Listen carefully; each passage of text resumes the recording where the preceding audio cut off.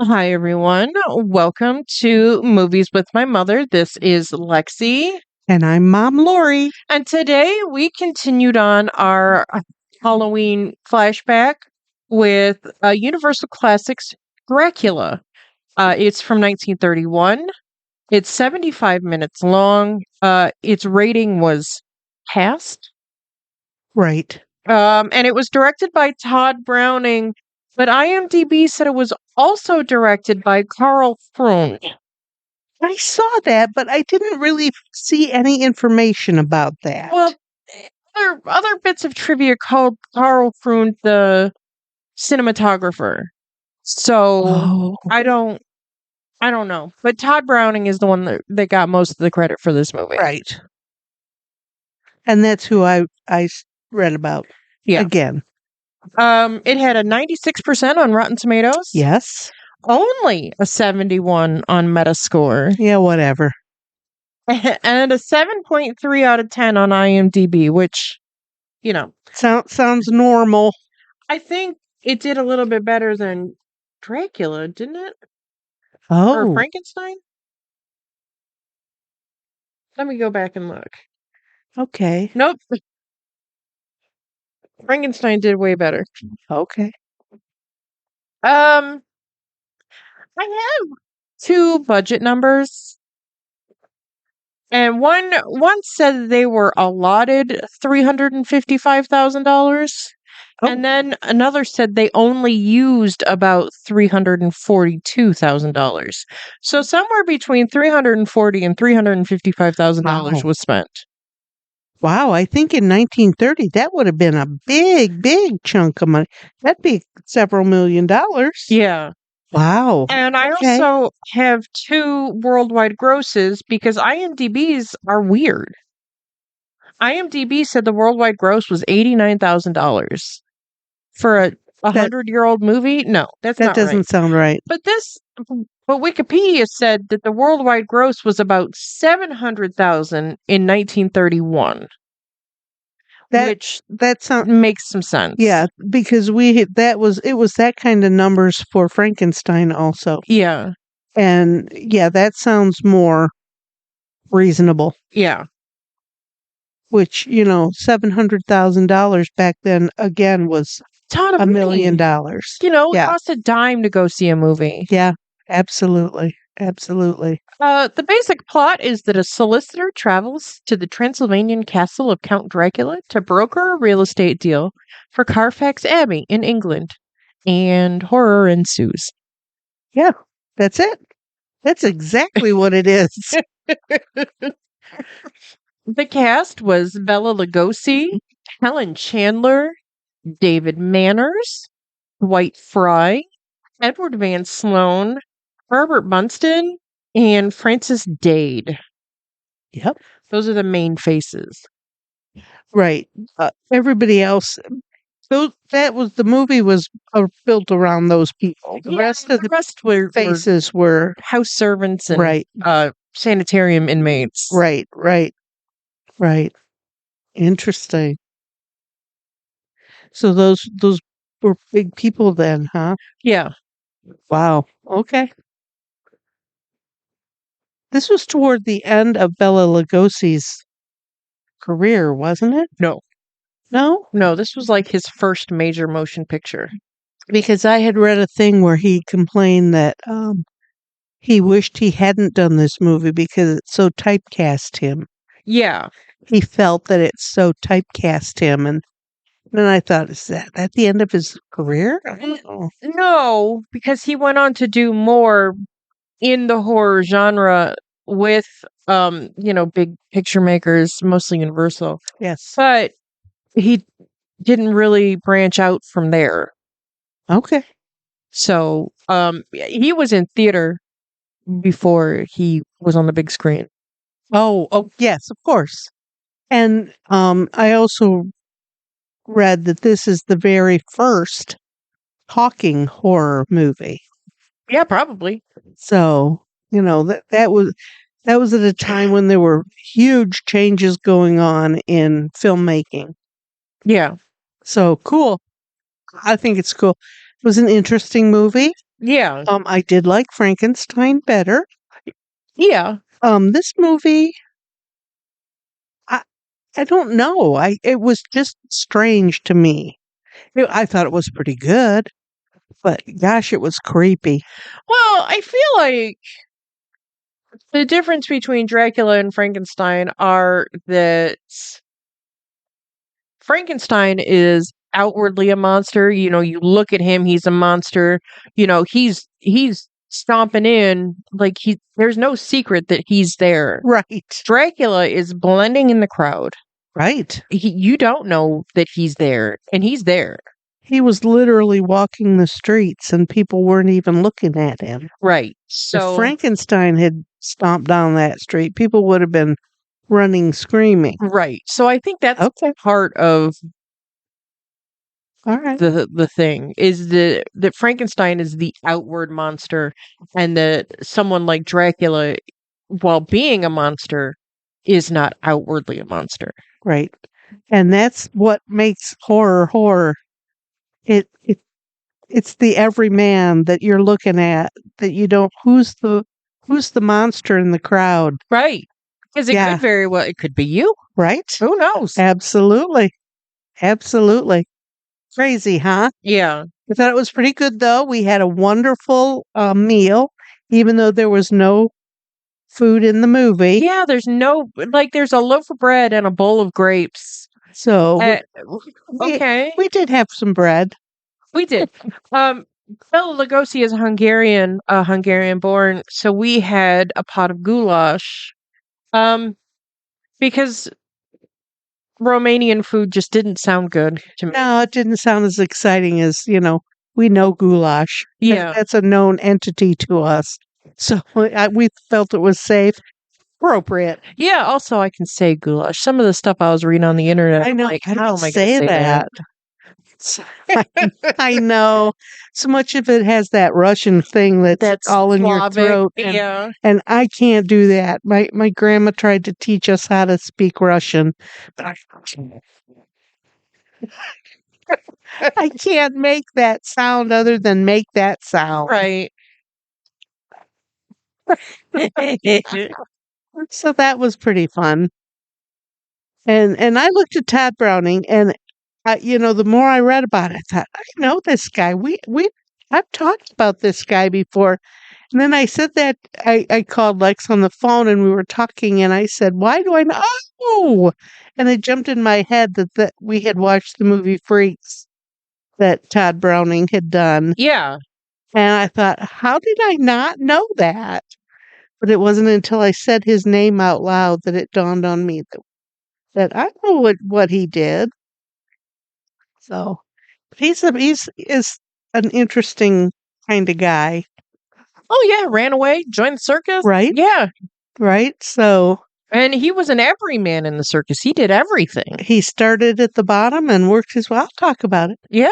Because I remember. Yep. Because how many young men run away and join the circus and do everything? Yeah, not just young men, young women. Back in the 50s and 60s and 70s, that's what the kids did. They ran away and joined the circus. Traveling life, and they had a job, and I don't know. I don't know. I didn't particularly want to join the circus. Hell no. Because it just sounds like all kind of work to me. Who knows? But yeah, so should I go ahead and start? Yeah. All right. Todd Browning was born in 1880 and lived until 1962. Wow. Which I remember 1962. That's crazy. Yeah, it is. It's when for somebody who was born in 1880, it just seems like that couldn't possibly be. 1800s? What do you mean? And, how many people in that time, lived to be 80 plus years old? Right. Well, a rich guy like Todd Browning. Okay. So, he was born in Louisville, Kentucky, and he was fascinated by the circus. At age 16, he ran away to join the circus to escape what he thought was an oppressive family. He did every sort of job in the circus. He started as a roustabout, and the roustabout is the guy that literally sets the tent up. He pounds the stakes in the ground, and that's what those guys did. And then he did every job in between. The clown, he was the barker, he did everything. In 1906, he abandoned his wife, his first wife, to live the vaudevillian life. And it was during this time that he adopted the name Todd, and that is German for death. It's more like toad when you ask Google how to say it. It sounds more like toad, but you know, that's the German part of it. Around 1909, after doing vaudeville and circus work, um, he became an actor. And he did lots of one or two reel slapstick stuff, comedy stuff, productions with a guy named Edward Dillon, who was an actor in his own right, and who had worked under D.W. Griffith? I think it's Griffith. Griffith. He developed Griffith start.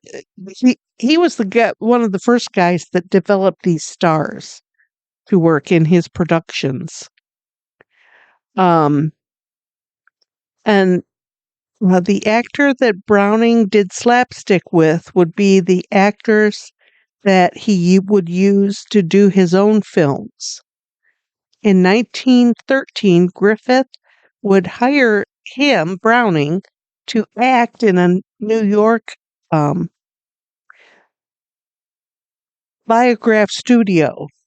We have heard that name before. That was one of the original studios that all of these silent movies and the very first talkies came out of. But within a year, he would be in Hollywood. His directorial debut was in 1915 with a reel called The Lucky Transfer. It was, and it was sometime after that the alcohol caught up with him, and he and his buddies were coming back from a bar party, dance place, and he drove into a train. He hit a train, and it was he was seriously injured, as well as the other passenger, and the guy in the back seat was killed. And we and I remember when I first read about Browning, he had a very famous uncle who was in baseball at the time, and his name was Pete Browning. And he liked to gamble and drink, and Todd took up after him and just enjoyed drinking and gambling and living on the edge.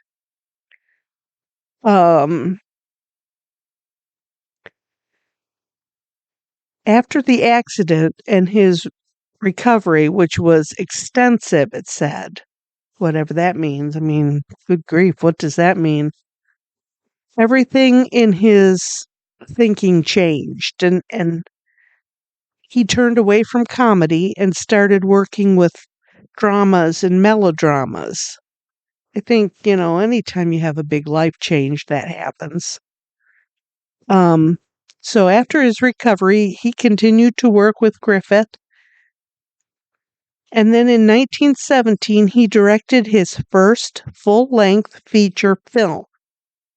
He also married for a second time, and his wife's name was Alice Watson, whom he stayed married to until her death. And then they returned to New York, and he went to work for Metro Pictures, which is the forerunner of Metro Goldwyn Mayer. Oh, okay. And it was between 1917 and 1919 that established him as a successful director. In 1918, he moved to Bluebird Pictures. And then in 1919 to Universal. And again, he was very successful. At that time, everything he touched was successful. And it was also during this time that he would be introduced to Lon Chaney. And their first film would be 1919's The Wicked Darling. Then in 21, they did Outside the Law. And then in 1925, he would move back to Metro Goldwyn Mayer. And this is the move that Lon Chaney also followed him to that studio. Okay. And this began a long-standing collab between the two guys. They seemed to really work well together. When they moved to Universal, they did 8 critically and commercially successful features, which Browning wrote or co-wrote 6 of the 8. Oh, wow. Yeah, I don't remember reading so much about his writing when we talked about him the first time, but he did almost all of his own screenwriting stuff. Maybe that was before they had screenwriters. I don't know. Between 1929 and 1939, this started the era of sound films. And very many actors, directors, and writers had difficulty in the changeover. We've talked about that before. Oh, yeah. Some of these actors and actresses had funny voices, or they had really deep accents that didn't translate to the big screen. And there was a lot of difficulty. And according to some historians, this even includes Browning. He had spent his career making movies for your eyes. Right. Everything had to be visual. And he did everything possible to not do a talking movie, to avoid dialogue in any sense. But in the end, he came around, and but he was still able to use, and we saw that in this movie. He was still able to use the cameras to enhance any dialogue that there was. When the doctors were talking and the door opened and there was Dracula standing there. I mean, my goodness, that was, I imagine people at that time would have, caught their breath when that door opened and he was there and said nothing. But what the doctors were talking about, and he was standing there, it was like, whoa. So Browning had a knack for doing that, to keeping the audience captivated with the subtext and not having to do the dialogue that he really didn't want to do. So, Browning was able to leave all of that thinking up to the viewer. Oh, okay. And he had a knack for it. He pulled it off, which we saw in this movie. Before he retired, he did 9 movies that included our movie. That is considered our movie today, Dracula, is considered the very first talking horror movie. In 1944, his wife Alice died, leaving him a recluse. And it was funny. I don't remember reading this before, too. It also gained him an early obituary. So many of the writers, the news people and things like that confused him and his wife, and and he got an obituary in the paper Oh no. a couple of years before he died. So, yep. And in 1949, the Directors Guild of America gave him a lifetime membership, which, in that day was pretty important because there weren't as many directors. And now everybody's a director, I think. Yeah, everybody's actor slash Right, right. something. Mm-hmm. He lived for 20 years after his wife died, passing in 1962 after a diagnosis of cancer of the larynx that they operated on, and it was not successful. And he died in October of 1962.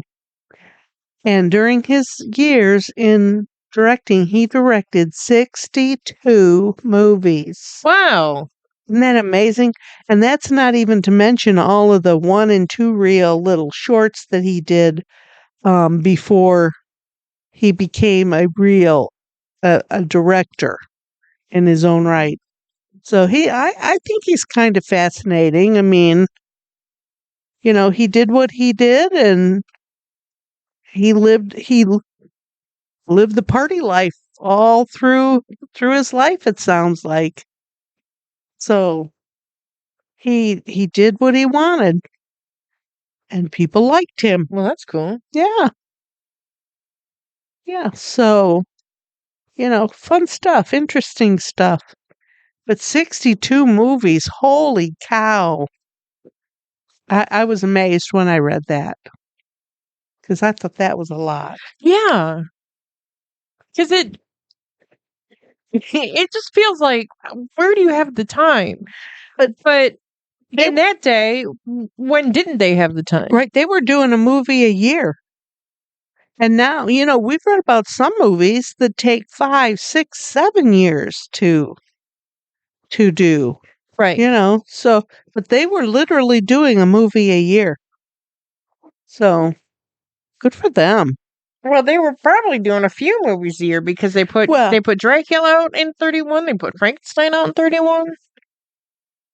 Well, most of the stuff I read about Dracula, it started in 1930. Oh, okay. So, so 31, the beginning of 31, they did Dracula, and the end of 31, they did Frankenstein. Yeah. So that's a movie a year.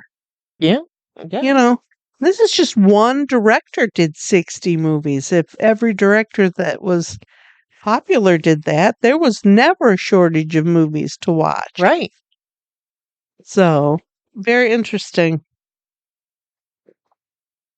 What do you have for us? Well, I have that, and on the disc that I have, this is one of the special features. A Spanish language version of Dracula. Yep. Was filmed at night on the same set as the Universal English Dracula.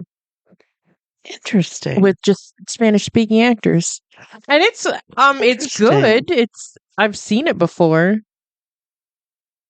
But yeah, the Universal guys filmed in the afternoons, and the Spanish guys came in and filmed at night. That amazes me. I mean, that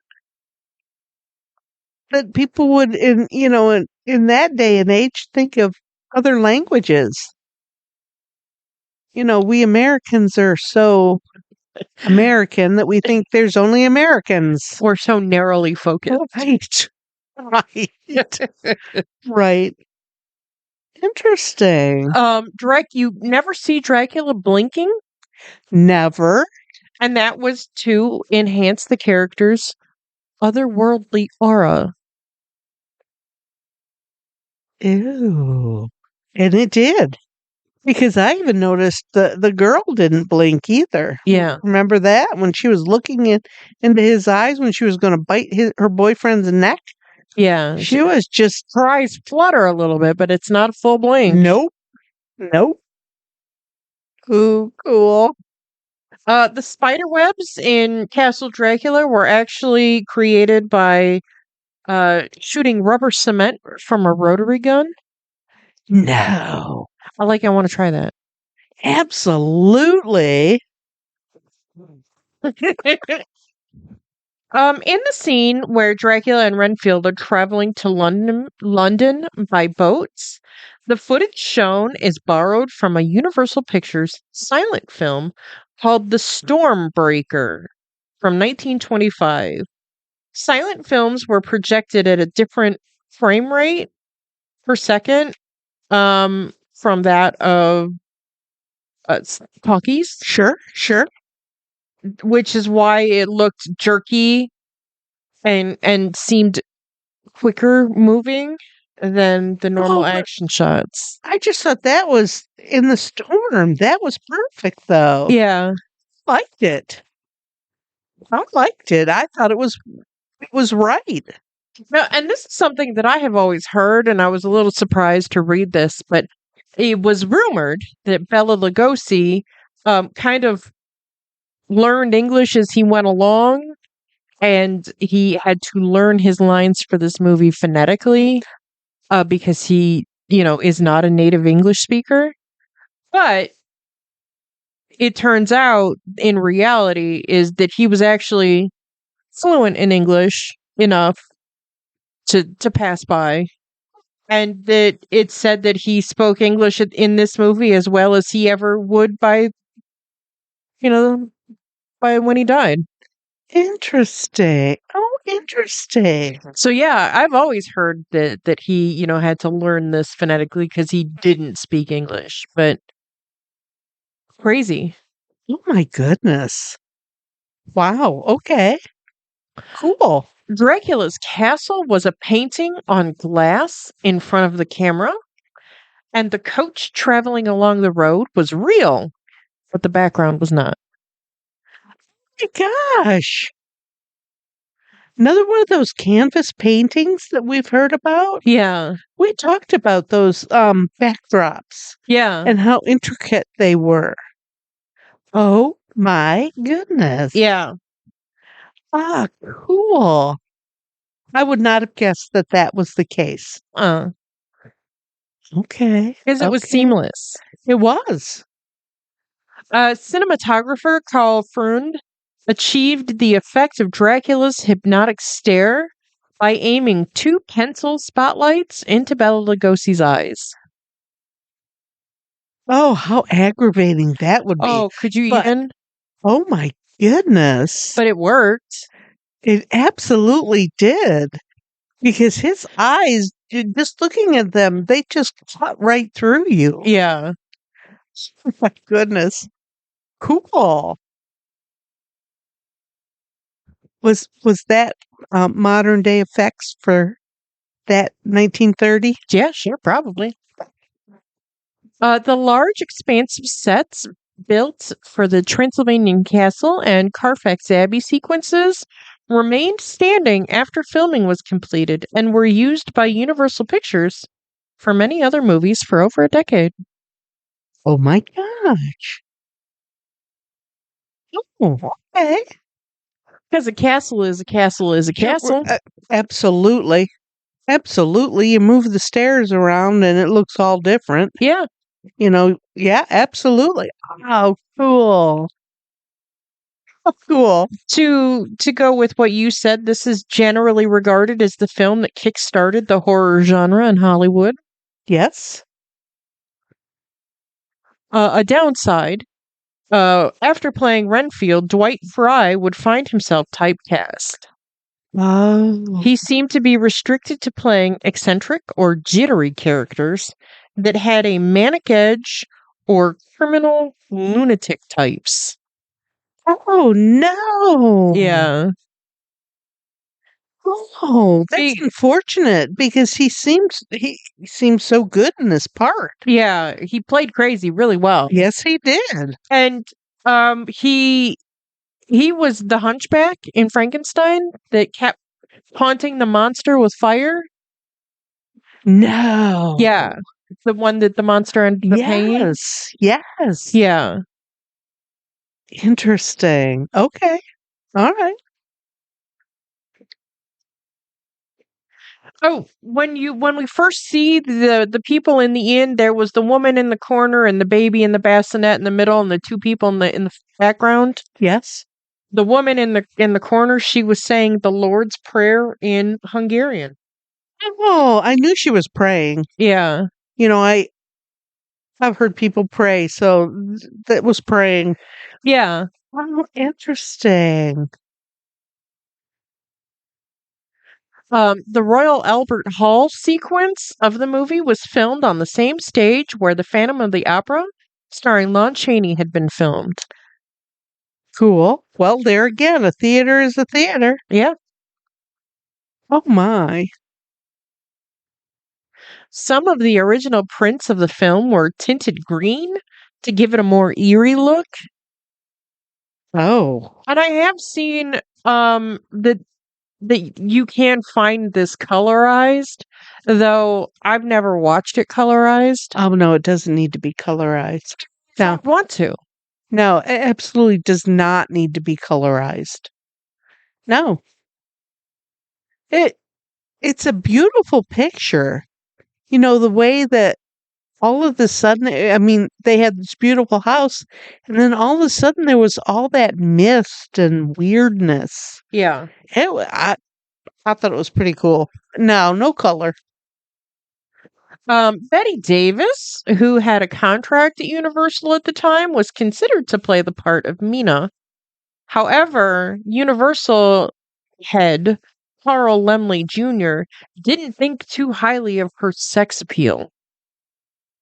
Interesting. And Betty Davis, while being a beautiful woman, is not a conventionally beautiful woman. Correct. When you first said that, I immediately thought of an older Betty Davis. And that's who I think of too. Yes. So to think of young Betty Davis having the same features, just younger, No. she's not a typically what people would typically say is stunning. She was Right. a beautiful, beautiful woman. She was. And she, and she would have been perfect in that scene where Mina is giving Jonathan the eyes. Yes. Because of her eyes. Because of her eyes. Yes. Those Betty Davis eyes. Yeah. Yeah, absolutely. But I don't think of Betty Davis as a young girl. No. Interesting. So those guys saw something that we have to figure out is, oh yeah, okay. Well, I'm sure, what what 1920s and 30s standards of beauty are Oh. completely different than what ours are now. Yes, So, I absolutely. mean, for somebody to say that Betty Davis isn't sexy, like, what are you talking about? Right. Right. She's a femme fatale. Yes. What are you talking about? Interesting. How interesting. Yeah. Wow. This was the sixth most popular movie at the US box office in 1931. I didn't look to see what the others were. My goodness. Well, it was the beginning of horror. Of course, it wouldn't be the number one or number two. People were just getting into horror. Oh, how fun. And what do they mean most popular? Like most people saw it or like box office intake? Like how do they How did they rate that? Yeah. We'll never know. Um Edward Van Sloan and Dwight Fry also appeared in Frankenstein. Edward Van Sloan was Van Helsing. Yes. And Dwight Fry we talked about was the Hunchback assistant. Interesting. Yeah. And the last thing I wrote down was that due to some cost cutting measures, the film was shot in sequence. Oh, very interesting. And there was another thing that I saw that I didn't write down because it was a goddamn paragraph and I had already written like 2 pages by now. But it was that Carl Laemmle Jr. was like, he didn't want there to be a lot of vampiric interaction between Dracula and other men, especially Renfield, because he deemed it too gay. Okay. So that's why, when Dracula is kind of leering at the passed out Renfield, they don't show him like crawling onto him and biting him Okay. because it was just too gay. Interesting. And that's I don't. It's weird that this is how we think that we sexualize everything. Yeah. That man was just eating. He was Right. just having dinner. Right. And- Like, how is having dinner sexual? Right. But And to bite somebody's neck, you got to be up close and personal on them. I mean, that's not sexual. That's biting your neck. right. So Well, those are things that they thought about back then. yeah. Who knows? Who- You know, I that Lemley guy, I've seen a lot about him, and I'm not sure that I really like No, him. most of the studio execs of the era were just terrible people. Yeah, yeah. But it started way back when they were saying how movies should be. Yeah. That And I very much believe they were all very of the Weinstein yes, persuasion. absolutely, absolutely. I have to absolutely agree with you on that. They were men with power, Yeah. and they could make or break your career in an instant. Right. So, you know, I You guess know, yeah, take that guy's opinion with a grain of salt right, because he right, probably was just a pig. right. Well, I think our Todd Browning must have been a pig too. You know, Well, he ran off and he married this young woman in Kentucky, and then a couple of years later he said adios amigos and took off. He left her in the dust. But nowhere did I see that he ever really divorced her. But he married his second wife, and both of his wives were named Alice. That's a little weird to me, but whatever. there was a joke I saw with that there somebody was talking and about types and they've got a type. And it was just like, well, I know a guy that only dates women named Mary, keeps it real easy. There you go. You can never shout out the wrong name. Right. My goodness. But yes, but he stayed with the second wife, Alice, until her death. And, Yeah. so, I mean, they were married for a good long time. Oh yeah. But that seemed so strange to me when I read, and I know I had talked about his death before, but when I wrote it down, 1962, I remember 1960. It's a little tiny kid, but I remember 1962. That's so weird to Yeah. me to have him born in the 1800s.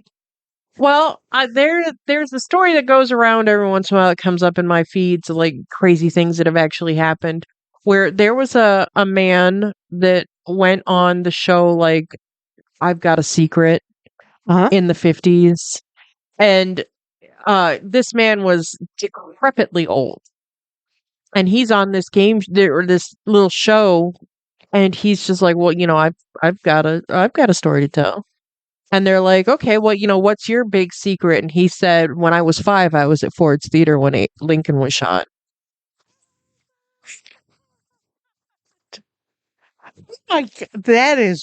That can't even possibly be. Absolutely can be. Yeah. Oh my goodness. That's kind of creepy. Yikes. Ah, cool. Very cool. But yeah, I mean, people are living today to 100, 102, Oh, 110. listen, the crazy going back to the Civil War, in like 2020 is when they stopped paying the last Civil War pension to a dependent. Right? A dependent. I remember when we talked about that before. Yes. Is it Because for 1920? What? 2020. Oh, what did I say? You said 1920. 2020. What? Yeah. Yeah, absolutely. We've only been America for 250 years, so, Yeah. you know, But to be 160 years out of time. It's crazy. I know. I know. That is amazing. But it seemed to me that that person that lived that long, That his person had father was like 70 when he it was conceived him. it was a she. And yes, she was like 95 and when she died and like her father was like old as Yeah. shit when she was born. Right, right. Yeah. I remember we talked about that before, but wow. It's wild. I know. It is amazing to me. Especially, as I get older and older and older. I mean, it seems so strange. Like when 1962, that is forever ago. Yeah, but I, what were you? Kindergarten? First grade? maybe sixth, first grade, first Yeah. grader. Let's see, 50. I was born in 56. Yes, like a first grader. Yeah. OMG. Seems strange. Wow. But yeah, time is irrelevant and it's elusive and it's weird. We were just talking about this just before we got started. A young woman that was a mother of one of the girl's friends at school just passed, and I thought, how could that be? But my babies are in their 40s now, and 40 and 20 is 60, so that makes their parents old too. Yeah. It amazes me. It amazes me. Yeah. When you said that that woman was in her 60s and not 45, Right. I'm shocked. Right. Right. Because time is irrelevant. You look at that, and she was one of the first people. This young woman's mother also had a change of life baby. So this girl has like a 40-year-old sister. Yeah. So it just weird. It just seemed weird to me. That whole thing seemed weird to me. But yeah, that's how it is. I mean, time is fleeting. First off, how can I be this old? I can't be. And then how can you be that old? I know, right?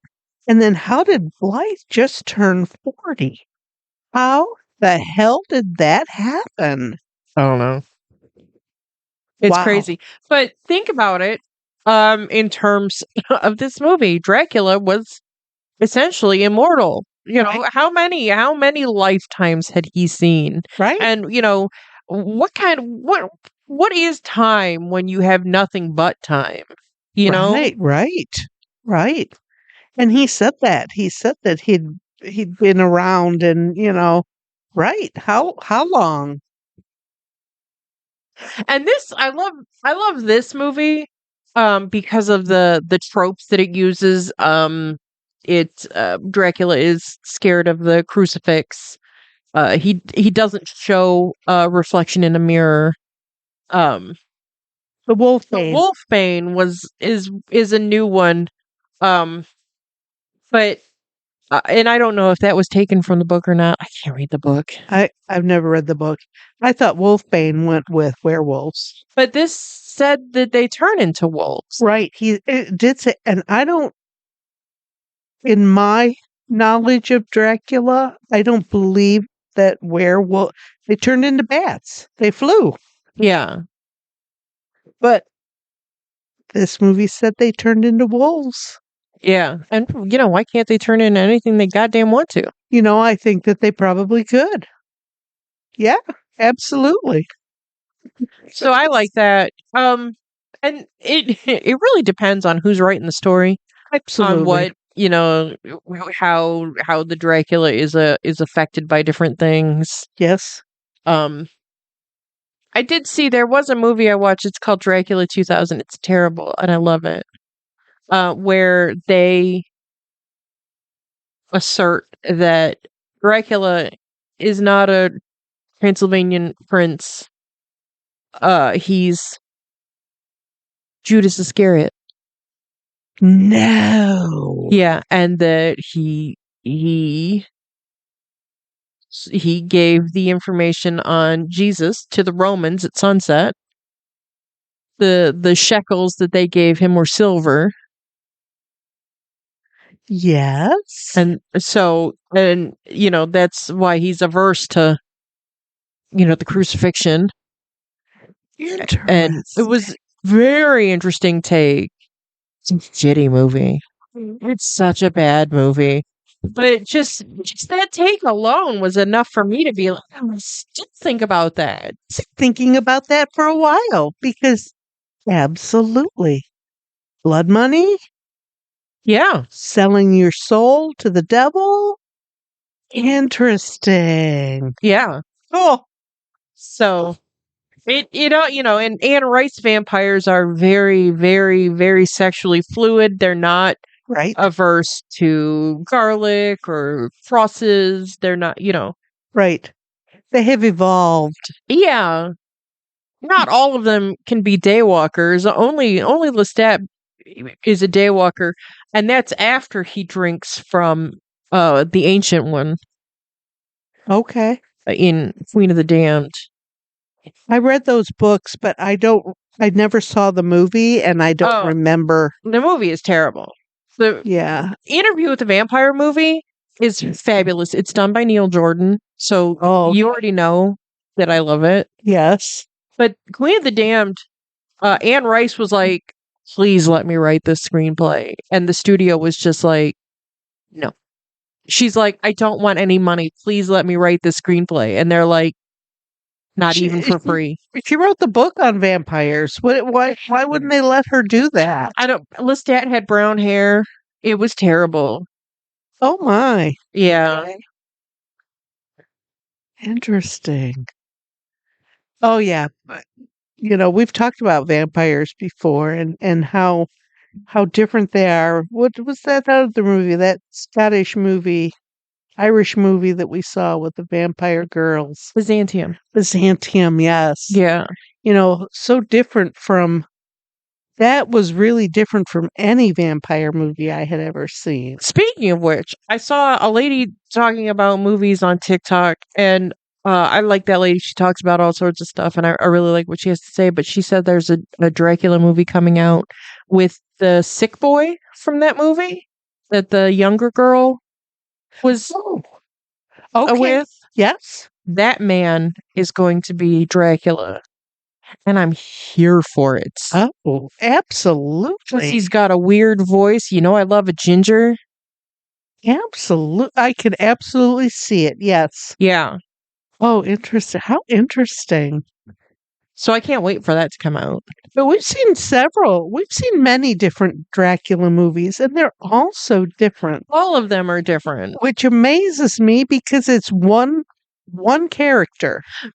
Will say, though, that if you're going to watch, because there's so many Dracula movies, I'm going to say that if you're going to watch any other Dracula movie than this one, the Universal classic, watch the Francis Ford Coppola, Bram Stoker's Dracula, starring Gary Oldman. It's fantastic. Okay. All right. Interesting. Very, very interesting.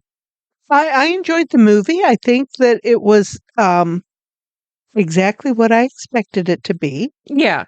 It did end rather abruptly. I was watching it and then it said the end. I did not foresee that coming. I don't know why. I mean, they had wrapped up the whole story. I think it's because Van Helsing kills Dracula kind of off screen. Oh, and I feel like that any off screen the death of a major character is just anticlimactic. Oh, yes. Okay. And I feel like for the time, something of violence of that sort, just they couldn't have made it, screen worthy. Right. Okay, that seems reasonable. But I knew that he was killing him. I knew, or he was ending him. He's dead. You can't kill a dead person. Right. He was ending that. But it just like, boom, it was over. Boom. I thought that was kind of weird, but And this one also has the trope that if you kill Dracula, everyone that he has turned is unturned. And in some versions of that story, if you kill Dracula and he turned you, you're dead too. right, Because his whole line stops. right. So But that's a different movie, yeah. so that's one of the other movies we've seen. So that's why I said, how can one character have so many different characters spawn from it? Well, it's just the lore because we Right. can keep adding to the lore ad nauseum. Absolutely. What do you mean you didn't know that? Absolutely. So yeah, and that's what it is when you get to this, it's word of mouth. This is all word of mouth. Nothing is written down about this. Right. So I tell you the story, you tell the next story, and then someone else tells another story. Pretty soon there's a million stories. So yeah, absolutely. I get it. I get it. But I did enjoy this movie. It was and really tiny, tiny little bite size. 75 minutes. Yeah. I was in and out. Yeah, I know, because you've seen this a million times. Yeah. And a little bit in the middle, I kind of looked at my phone, but I thought, no, you got to find out the rest of the story. Yeah. So, yeah, maybe it was a little bit long in the tooth, but it wasn't. It was, but it wasn't. Maybe just, you know, But I feel like if it were faster paced, it wouldn't be the same movie and it wouldn't be as scary. that's right, because you're sitting here waiting. What is going to happen next? You want to know what's going to happen next, and it takes a minute to get there. Yeah. I thought sure that one nurse was gonna go down. When she opened that door and he was standing there in the bedroom, Uh-huh. I thought, ooh, that's freaky. I'm scared. I enjoyed it. I thought it was a good movie. Just like that his hypnotic power worked through a door, through a door and through a curtain and Right. I guess he just has to be in the vicinity. yeah. Woo! It creeps up the back of your neck, don't you? But yeah, I enjoyed this. I think Bela Lugosi did a great job. He was a great monster. Um, I think he's fascinating. Yeah. Oh, hold on, baby. Our little friend Ash had just came over to see us, and he didn't like my paper. Yeah. Well, I'm surprised he's hanging out with you because you didn't give him any cookies. I oh, honey, I can't. I can't. You know I can't. I love you, and I want you to stay with us. And you're just a little thick. That's all. I can't give him cookies. I'm sorry. And I'm a fat person. I have no qualms about giving myself cookies. But I know for his health, it's not good for him. I know. And he's such a cute little baby boy. Yeah. I don't know what he came over here for. I think he's just He just woke up. He got a drink. Now he wants to see what's going on around yeah. town. But yeah, so I did enjoy the movie. I would probably watch it again. If it were on TV, I'd let it roll. Okay. And I did though like Frankenstein better, and I don't know why because it was equally spooky, but I just liked it a little better. But that's why they make all these different movies. Oh, Everyone is absolutely. different. And to be in it to be watching the first movies that Universal did, I think that's pretty cool. I find that interesting that we're still, all these years later, still watching those things. he can't. Nope, he's restless. He's at loose ends. Oh, his poor skin. And with this crazy weather we've had, everybody's skin is flaking off, and Yeah. oh, poor little man. My little Reginald has dandruff flakes too on his black fur. Yeah. Jelly's is pretty bad too. Just Yeah. give him a comb and it's just like, oh my god. Oh. In a month or so, it'll all be gone, and he's a good boy. And Tallulah has not been here to produce our show, so Uh-uh.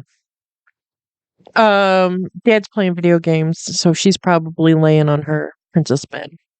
watching him, Yep. making sure he's okay. She did come out and see what we were eating. What do you She guys? did. You got any food for me? Yeah, she did. She did her due diligence. And is Jelly still sleeping over there by you? No, I don't know. He might have gone to bed too. Oh, well, you know what? If we get the snow they're talking about, this might be a good day to just stay in bed. Because we did get a couple of inches, I know this morning, but I can't I can't tell looking out the window that I look out here if it's snowing or not. But I think in the end we might get that 6 to 8 inches. We might. So we are going to have to get our other movie ready. The Shining. Right. Should we just slot it in after our Christmas movie? We can. We probably should before we run out of snow. But yes, our next movie will be our Christmas movie. Yep, we're gonna watch White Christmas. It'll be fun. Yeah. We shot a TikTok today that I the TikTok editing tools just were not working with me, so it is definitely very much an editing fail. It's gotten no views, so I don't know.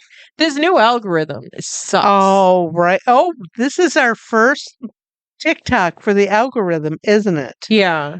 Oh. I saw one person I recognized today.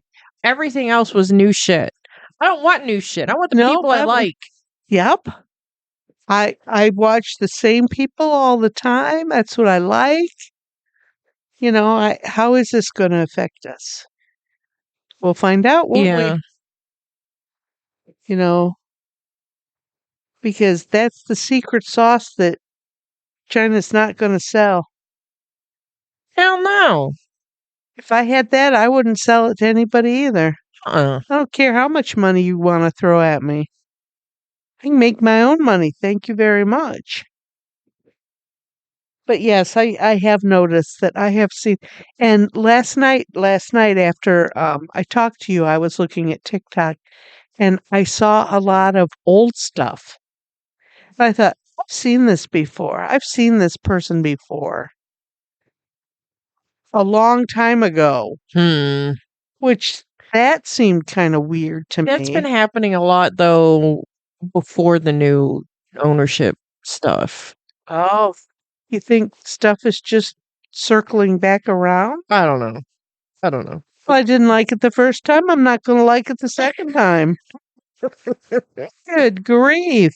But yeah, TikTok has been weird today, and it's just and editing our video today was very very much harder than it needed to be. Right, and it really didn't get edited anyway. So no, so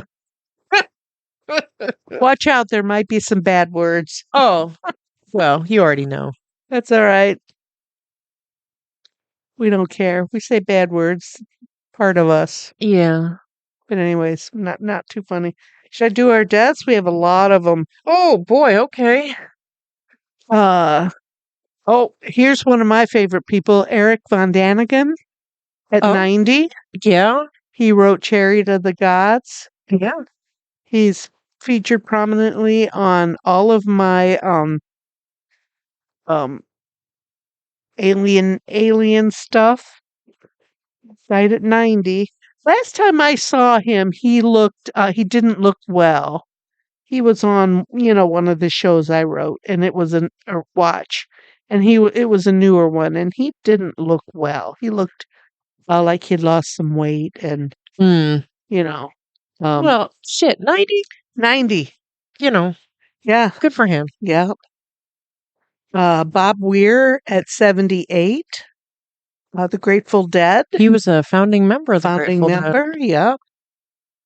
Lung issues after a cancer diagnosis. Oh, So, I mean, I can't believe how any of those guys grew to be 78 years old. That let's face it, the 60s were hard on everybody.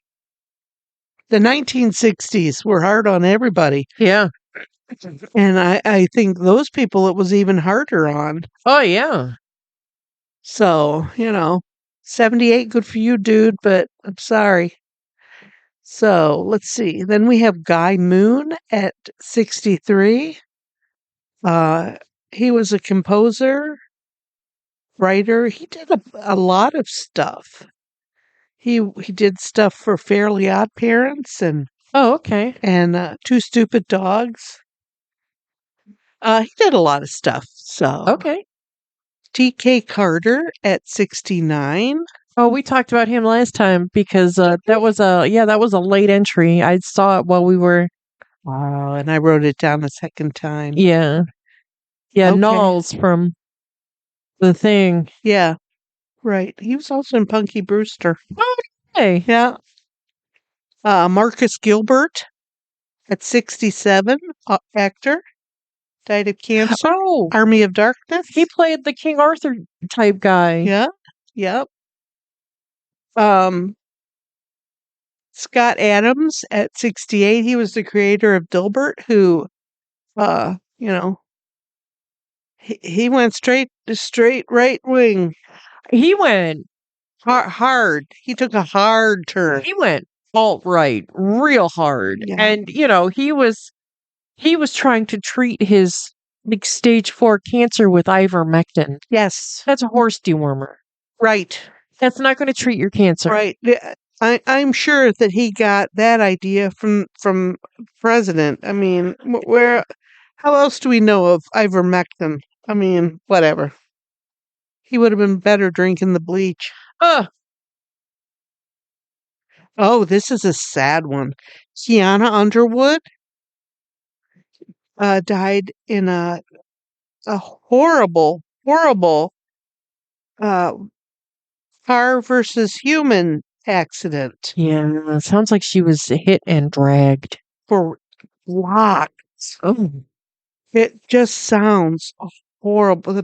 That poor that poor girl.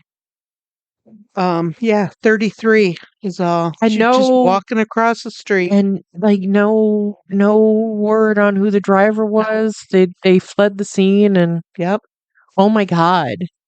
just awful, just awful. Kenny Morris, 68. He was a musician. Suicide and the Banshees. I didn't recognize that band, but I recognized some of the music he's associated That's with. Susie and the Banshees. Boy, I don't know what I wrote there, but I didn't write Suze. Let me see what you wrote. S. It does look like you wrote suicide. No, she spells it Susie like Sioux Indian. Indians. Souix. Yeah. Yes. Okay. Yeah. That's why I wrote what I did. Oh, yeah. Susie and the Banshees. Yeah, he was the drummer. He was with them for, since the 70s. Should I have recognized that band? You no. Me, yes. Okay. But I recognized some of the music. Susie and the Banshees is one of those weird bands where they've got a lot of like gothy stuff and then they've got some like really pretty poppy type stuff. And one day you and I were shopping and we were at Dillard's, the whitest of white stores. Oh my God, I remember that day. And we were walking through and they were playing Kiss Them For Me by Susie and the Banshees because it's an oddly ethnic sounding song. Okay. very ethnic sounding. And I was just like, it's so weird that they're playing a band like Susie and the Banshees in one of the whitest old lady stores on the planet. I remember that day. I do. Because who says that? Who listens to the music? I always listen to the I music. always listen to the music. Craziness. Crazy, Yeah, crazy, crazy. they had big hits. They did a cover of the Beatles' Dear Prudence. I hate that song. I don't care who's singing it. Um Yikes. uh they did Kiss Them for Me, Cities and Dust. Um they've done all sorts of songs. I love Susie and the Banshees. Maybe that's why I recognize some of the music because you've talked about it. It's like, Yeah. weird, weird. Okay. All right. Valentino, The designer, the but he designer. was 400 years old. Yeah, 93. Good for Here him. again, I mean, he was a ghost of himself. I'm sure he was, he had a young boyfriend, and I'm sure that he was the one that was, doing all the moves. But anyway, 93, he was old, Yeah. and he looked old, and he acted old. Yeah. So, yeah. Roger Aylers at 76, he was a director. Now, I didn't recognize him. He was a director of the movie Lion King. Oh, okay. I don't recognize that name. I don't either. But I recognize Lion King. So was it the animated, the Disney Lion King, or is it the like real life lions that Beyonce was in? Oh, maybe it was the Disney one. Allers. It was the Disney one. Okay.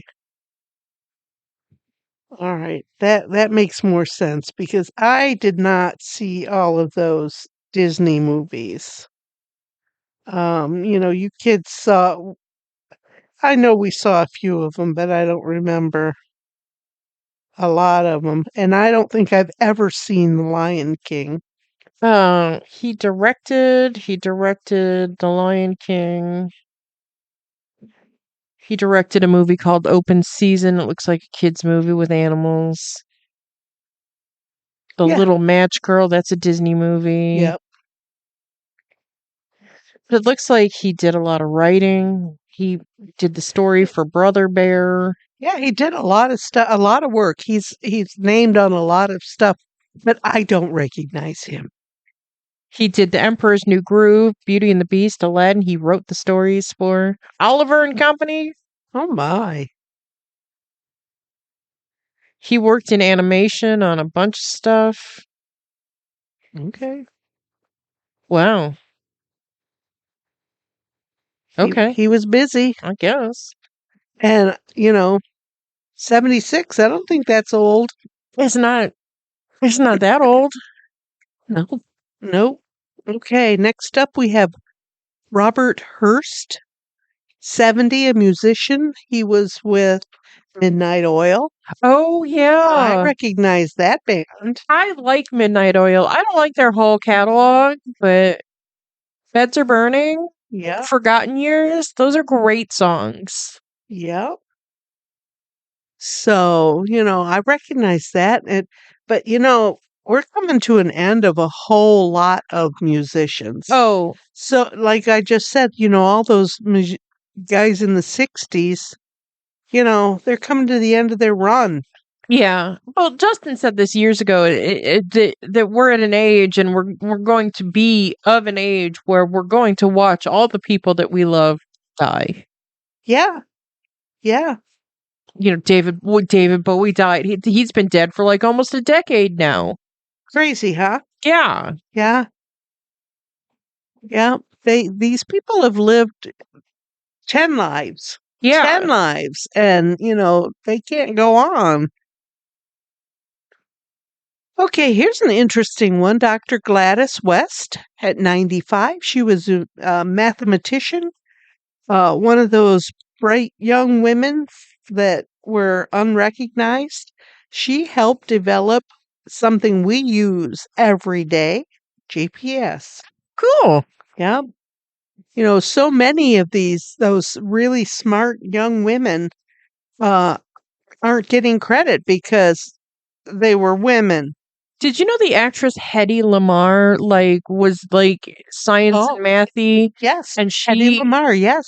she helped develop what we now use as Bluetooth? Yes. She was a genius. Yeah. Yes. Who I knew?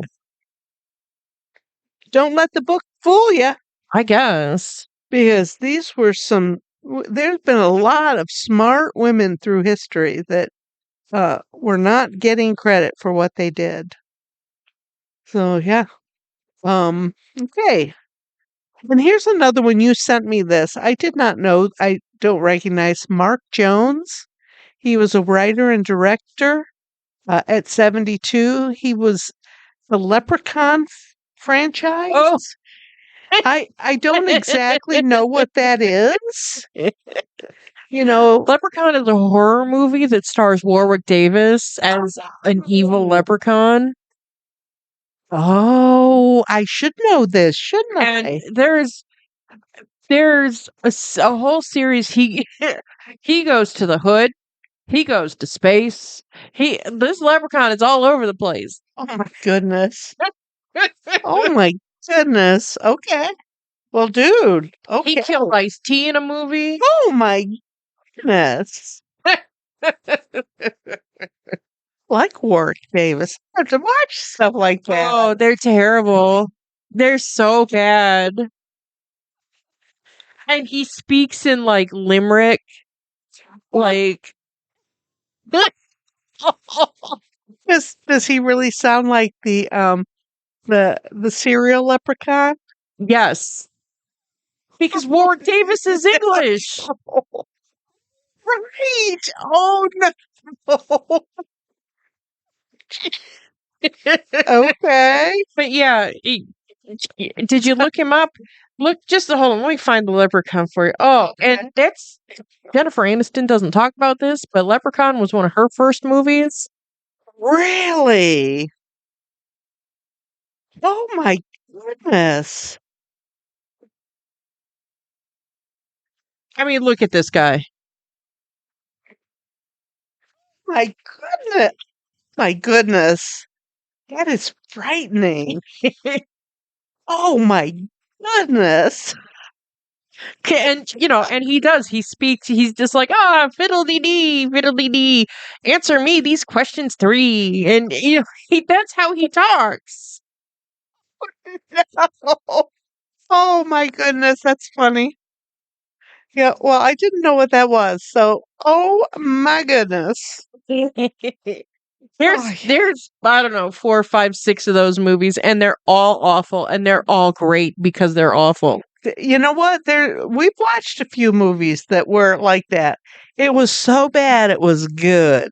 Yeah. Yeah, The whole set somewhere in this house. I know I bought the whole set. oh my. Here's a couple of late entries you sent me yesterday, I think. Okay. Francis Buckholz, musician. Um, Oh, he was from the Scorpions. yes. He was with somebody else. Did they name a name? Michael Like, Schachner? I don't know. I don't know. 71. Yeah. But again, he's 71. He's a rock guy. That's a long time for a rock guy. Yeah. Yeah, like I said, we're coming to the end of all of this stuff and it's crazy to think that, I've lived through this. Right. Here's another sad one. Philadelphia Eagles defensive lineman. Um, Kevin Johnson. He died of stab wounds and blunt force trauma to his head at a homeless encampment. And they didn't exactly know why he was there. It was kind of a weird. This is another one of those. Is he a current player or a former player? Former player. Well, maybe he was there because he lived there. Well, they're not real sure. I Weird. remember seeing this in the news just the other day, and I think it's going to be another sad story It sucks. of a football player with serious mental problems because of the Brain injury, the yeah CTE. CTE. Yes, yes, yeah. Just boy, a lot of people. Every day you keep sending me more, and It just seems to be a lot lately. And right. maybe it's because we're keeping track now. I don't know, but I think often end of year and beginning of year, um, I think people get tired of keeping up. I don't know. Yeah, and again, this January, like many other Januaries before it, today is January 51st. Yeah. Oh boy. Yes. Yes. I mean, and it's just seeming to drag on. Yeah. And like I was telling you, I was watching City Confidential on TV last night simply because there was nothing else on the million channels I have that even interested me. It's just, is it because it is deep in the heart of January in Ohio and we're just, it's snowing now. I can see it through the window. I think especially yesterday because yesterday was negative digits cold. Oh, it was cold. It was very cold. Um and I think it being so cold and now today with there being inches of snow, Right. it feels desolate. Yeah. And we're in Ohio. It shouldn't feel desolate. But here we are Yeah. on January 51st Right. Right. in sub-zero temperatures and snow. Yeah. When I went to bed early last night. I was tired.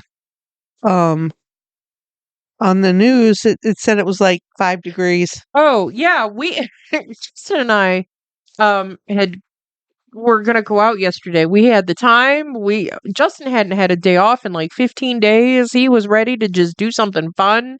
Oh, So we were gonna drive up to Taylor, and I was just like, well, I have to shop for podcast. I have to shop for dinner. So I went to the grocery store at 6 a.m. yesterday morning, holy cow. and it was freezing. And my car said 0 for most of the drive. And I was just like, does it say 0 because it doesn't go any lower? What exactly is the temperature? But then it did change to like -3. And I was Yeah. just like, oh shit. And we got home, we put groceries away, I made breakfast, we sat around until we went out. We left for Taylor about 9, and it was still negative degrees. I had the heat on us in the car. My feet were frozen. I don't know how we drove there because my feet were frozen. Why did you just turn the heat to the bottom? We did, but I didn't like it What didn't I when didn't you're think about it until my foot was like about to fall off. right. Right. That's it. I don't think about it until I'm so cold that I don't know what to do. Right. Right. Oh my goodness. And then as we were driving home, it was closer to noon by the time we got home. My car said it was 5 degrees outside, and I was just like, ooh, touch a heat wave. Yeah. Yeah. Yeah, people were not even walking their dogs on my sidewalk. Mm-mm. I didn't even see people coming along with their dogs, and we've got a lot of dog walkers in my neighborhood, Yeah. and there were none. There were none. Yeah, I haven't seen my outdoor cats in days. I hope they're okay. They're hunkering down. They knew this was coming, Yeah. you know. But yeah, I went to the store the other day and I didn't go down the bread aisle. I didn't need bread. Um, but I didn't find that the shelves were thin or anything Oh, on Friday morning. Saturday morning at 6 a.m., the shelves were empty. Interesting. Justin wanted specific pepperoni for sandwiches. I couldn't find that pepperoni. I had to get him something else. He wanted specific branded bread. They didn't have none of that brand. I had to buy a different brand. We wanted breakfast. I had to get biscuits that I don't like. Because that was the only can of biscuits that was there. Oh dear. Okay. They did have eggs, they did have cheese. I didn't look at the milk situation because we didn't need milk, but it was crazy. Yeah, I only needed a few things. I only had one tea bag at home, so I had to go out to get some tea bags. I can't live without my glass of iced tea, so I had to go out on Friday. And I picked up a few other things that, put in the freezer. I didn't have to have them, but I thought, "Ooh, what am I gonna find at the grocery store? Is it gonna be, Yeah. snowmageddon out there?" I guess it kinda was on Saturday. Saturday it But, was. does the grocery store get a truck on Friday night to fill the shelves? Who knows? They get trucks all the time. Yeah. So, But when you've got everybody shopping yeah. because they think that the store is never gonna close. The grocery store is never gonna close. No. I mean, it may be dangerous to try to get there, but the grocery store is not gonna close. The No. drugstore is not. The gas stations will all be open. Yeah. You are not gonna starve in 3 days. I only know this because Justin works there, but Kroger's does not give a shit about a level 3 snow Right. emergency. Right. If you're on the schedule, your ass better be there. Right. And if you get a ticket, sorry about your luck. Right. And I worked for, at Walgreens for 15 years. No. They sell baby formula and milk there. There's no cop that's going to give you a ticket for going to the grocery store or the drugstore for your job unless you're driving like a goddamn maniac. No, there is no cop going to give you a ticket for that. I don't care who they are. But yeah, grocery store is not going to close. Drugstores aren't going to close. They sell drugs and baby formula. They're always going to be open. Yep. Gas station, they're always going to be open. Yep. Because, let's face it, money talks and shit walks. Well, listen, I'm telling you, the Shell station at Monroe and Whiteford was closed for Christmas, and I was just like, What? what? Really? Yes. Well, good for them. Yeah. For them. That's getting to be one of the last family days. Stay closed. Yeah. You can be closed for one day. And I know not everybody in the world celebrates Christmas. I understand that. But a lot of people do. And a lot of people appreciate that they're closed. Yeah. Oh my goodness. Did you see on TikTok there was the guy that got he worked at Ruby Tuesdays? Oh, I've been watching that. And he's like, well, so I started following him because I was looking at his other stuff. He's got a huge VHS collection. Yes, he does. And tube TVs. And I'm like, oh, this guy's collection is cool. Your kind of guy. Yeah. Yep. I had seen him before in that capacity. Yeah. And then this Ruby Tuesday thing came up, and shame on Ruby Tuesdays. Because, first of all, you're going to be open, but you're only open for 5 hours. Right. And yeah, they got killed because people heard they were open. Oh, let's go there. Okay, let's go there. Yeah. That's the only reason people are going out. Oh, they're open. Yeah. Stay closed. Yeah. And, this guy did a good deed for his workers. What's the problem there? He cooked almost all the food in the kitchen. He didn't have stuff left to do all the orders. What's wrong with that? Yeah. I don't understand. Yeah. And Ruby Tuesdays is kind of staying mum about it. And it's crazy too because Ruby Tuesdays is one of those brands that like they're not around here anymore. Not anymore. Not here in Toledo. No. The last one that was in Monroe is now a Chick-fil-A. Oh, they're not even up there. No. Oh, So, okay. they're not around my area at all. Right, but we're talking about them. Yeah.